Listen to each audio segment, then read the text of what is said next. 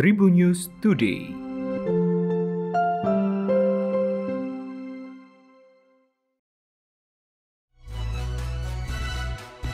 Halo Tribuners, berjumpa kembali bersama Memes di Tribun News Today. Memes akan berbagi informasi menarik untuk kamu dimulai dari berita nasional.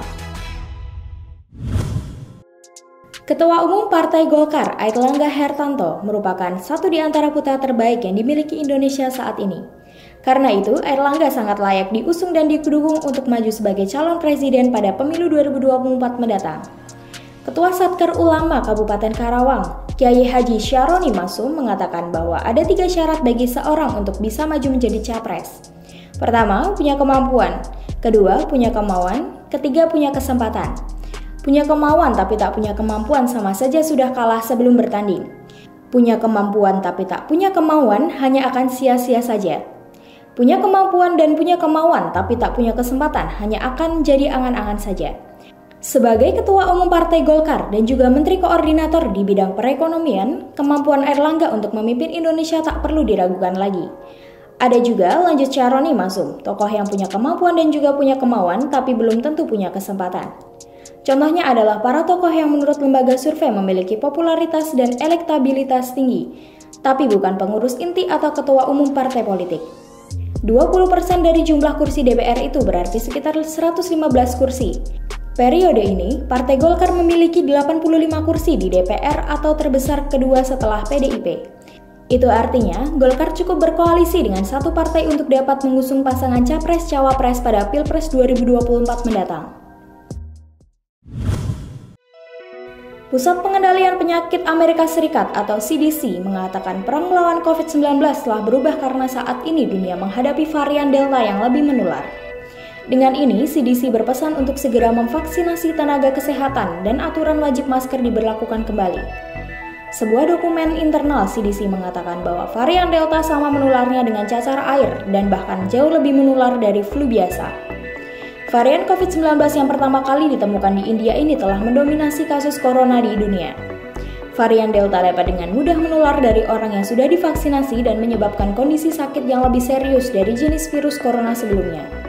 Dokumen berjudul Improving Communication Around Vaccine Backdrop dan Vaccine Effectiveness ini mengatakan varian Delta memerlukan pendekatan baru agar masyarakat memahami bahayanya.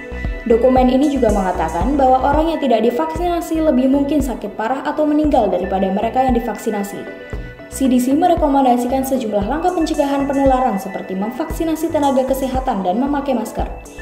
Menurut laporan itu, orang yang telah divaksin dan terinfeksi Delta sekarang mungkin sama menularnya dengan orang yang belum divaksinasi. Presenter Raffi Ahmad menyebut sang istri Nagita Slavina sebagai malaikat pelindungnya. Hal itu diungkapkan Raffi setelah Deddy Sumargo singgung soal isu perselingkuhan yang pernah dihadapinya. Diketahui, rumah tangga Raffi Ahmad dan Nagita Slavina sempat menarik perhatian publik setelah muncul isu soal orang ketiga. Menurut Raffi, permasalahan itu muncul di rumah tangganya yang saat itu berusia kurang lebih 4 tahun. Lantaran pada saat awal pernikahan, Raffi mengaku masih sering genit pada wanita lain. Saat rumah tangganya diterpa isu orang ketiga, menurut Raffi tidak memberikan argumen secara keras. Nagita malah mendukung sang suami untuk tetap mempertahankan rumah tangganya. Bahkan, Nagita juga menutup telinga dari isu yang beredar dan lebih pilih mempercayai sang suami. Bagi Raffi, istrinya adalah sosok wanita yang luar biasa, sampai menyebut Nagita adalah malaikat pelindung baginya. Raffi mengungkapkan sang istrilah yang meredam isu perselingkuhan tersebut. Padahal menurut Raffi bisa saja Nagita marah dan memilih untuk membongkarnya. Kepada Deddy Sumargo, ayah Rafathar ini menyebut istrinya sebagai malaikat pelindung kedua setelah ibunya. Olimpiade Tokyo 2020 menjadi momentum kebangkitan bagi Greysia Poli.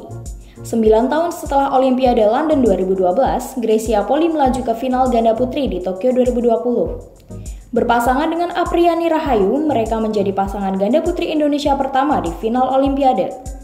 Ini merupakan kebangkitan Greysia Poli setelah dia mengalami sejumlah tragedi di kehidupannya.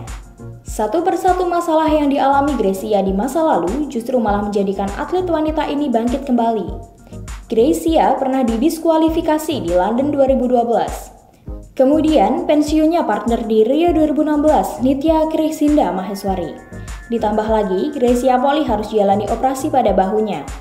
Dan yang terakhir, ia harus kehilangan saudara laki-lakinya akhir tahun lalu adalah ujian yang harus dihadapinya.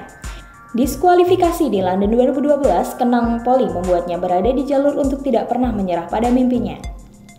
Demikian tadi 4 informasi terkini yang menarik untuk kamu ketahui. Jangan lupa untuk terus mendengarkan Tribun News Today hanya di Tribun News Podcast Spotify dan YouTube tribunnews.com. Memes pamit undur diri, sampai jumpa. Tribun News Today.